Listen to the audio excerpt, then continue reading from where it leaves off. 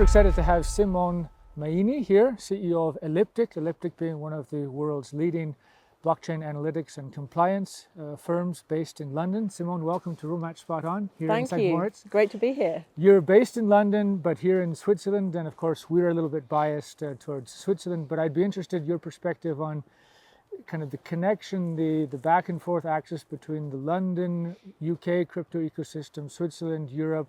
How are you seeing things globally right now? Yeah, sure. Well, I've been really happy to spend the week here in Switzerland, seeing many of our customers here and just hearing everybody's, experiences with the market, thinking about MiCA, obviously on the doorstep of Switzerland as well, and how people are thinking about their geographic strategy right now.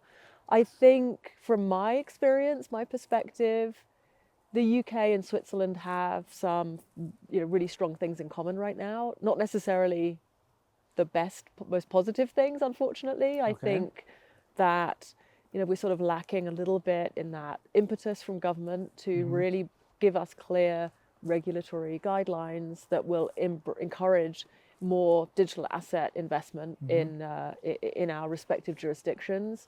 I think for a variety of reasons, both for the Treasury Department in the UK, but also for FINMA in Switzerland, digital asset regulation just isn't the number one priority. They're distracted by other things. We're hearing some good noises coming out of the UK, which give us some hope, but we want to see sort of intention put into action now. And I think particularly, excuse me, in the context of MiCA, where we can debate whether it's a good set of rules, but either way, it's a set of rules. Sure. And I think that's what certainly the market is responding to. Lots of people making sure that they've got their licenses, that's what they're looking at. Is it the EU, which at the moment is the obvious choice? Is it Switzerland? Is it the UK?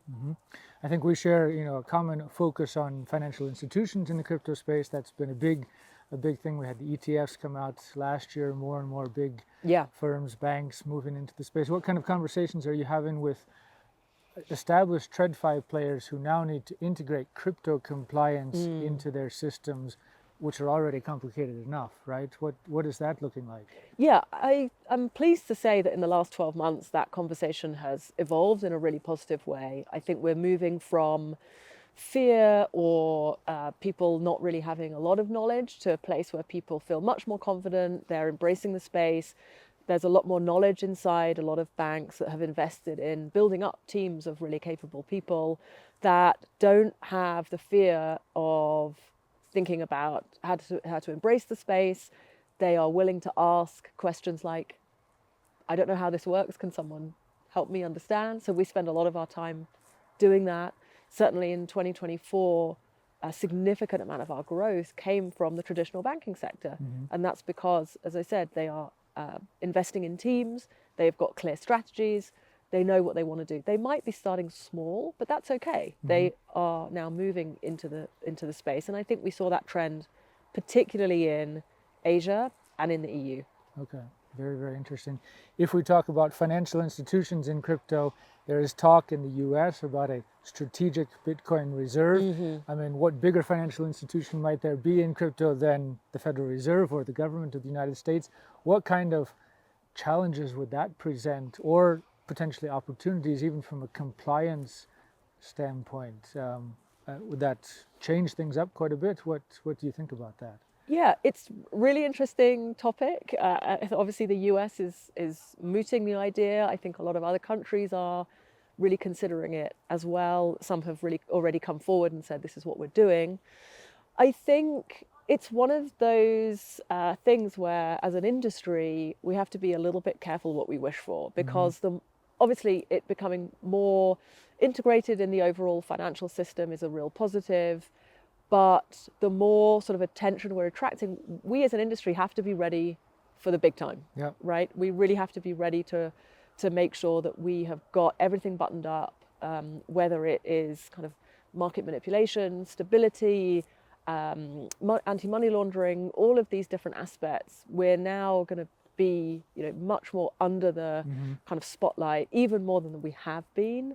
And none of us want to see us sort of squander this really fantastic sort of spring and hopefully going into a summer that we're experiencing. So I think everyone's mostly talking about a Bitcoin reserve at the moment, which makes sense. I think one of the kind of other interesting dynamics that we're seeing in Elliptic, more from an illicit finance perspective, which is obviously what we spend our time on, is the shift away from money laundering taking place in Bitcoin, moving much more now to stable coins. Yeah. So that has been developing over the last 2-3 years, but there was a material acceleration in 2024 where now sort of 70-75% of illicit activity we're seeing now happening in stable coins away from Bitcoin, and that's definitely one of the trends that we are very conscious of, that we're tracking and working with the industry on.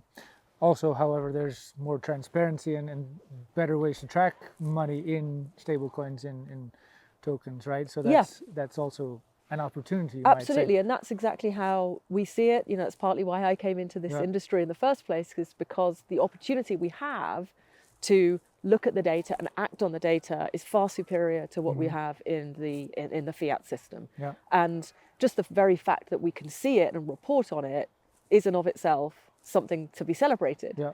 So it's not, as you say, it's right to put it in perspective. It's not all doom and gloom. This allows us to be equipped with the data to take action. I think the key is just, will we as an industry look at those trends and say, right, together, because it can't be individual players. Yeah. We have to come together. Now, as I said, because we're on this much more global stage, the spotlight's on, the Trump administration is all fired up and talking about it, and a lot of people have done a lot of work to make that happen.